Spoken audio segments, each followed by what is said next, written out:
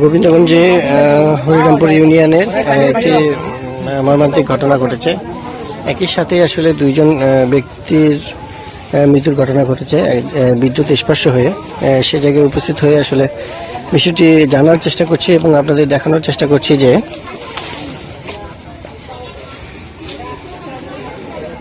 এই যে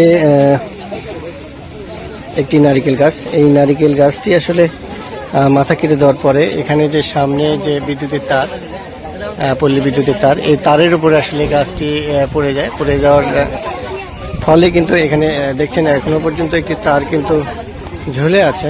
এই যে এই তারটি আসলে গাছের সাথে সংযুক্ত হয়ে থাকে। সেই সময় আসলে বিদ্যুৎ চলে যায়। পরবর্তীতে তারা গাছটি যখন সরাতে আসে, হঠাৎ আসলে সেই বিদ্যুৎটি আবার লাইনে চলে আসার ফলে কিন্তু তাদের এই মর্মান্তিক মৃত্যু হয়েছে। এরকমই কিন্তু আমরা এখানে আসলে জানতে পেরেছি এবং দুটি গ্রামের দুজন মানুষ আসলে তরতাজা মানুষ পৃথিবী ছেড়ে চলে গেছে। এটি আসলে সবার কাছে একটি শোকের আসলে মাতম সৃষ্টি হয়েছে। খুবই আসলে দুঃখের একটি বিষয়। আমরা সেই বিষয়টি আসলে আপনাদের জানানোর চেষ্টা করছি এবং এখানে এই গাছটি আসলে দেখানোর চেষ্টা করছি যে গাছটির জন্য আসলে আজকের এই দুর্ঘটনাটি ঘটেছে। সেই গাছটি আসলে দেখাচ্ছি। এই গাছ না জন্য কিন্তু সমস্যা হয়। ছেলে বলছিল এই ডিমটা হলে প্রথম ডিমটা কাটছে, আর মাঝখানে যে ডিমটা সেই ডিমটার তলে তার সহ একবার পড়ে গেছে। তাতে কারেন্ট খাওয়া শর্ট খায় আর এই ডিম মারা গেছে। মানে লোকটা কি গাছের ছিল, পরবর্তীতে এসে এই যে গাছটা গাছের ছিল, যে কারেন্ট নাই দিতে ওই কারণে নামছে, নামার সাথে কারেন্ট আসছে, কারেন্ট আসার পরে আর দুই একবারে শেষ হবে।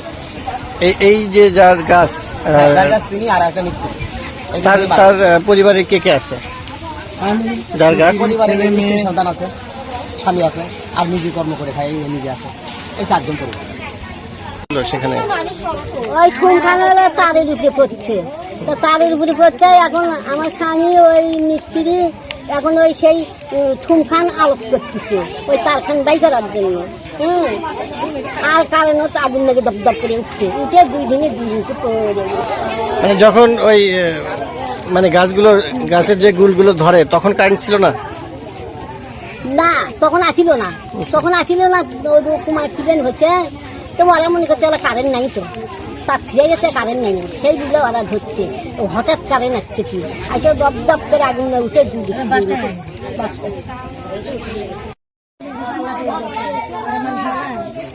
কেনা হয়।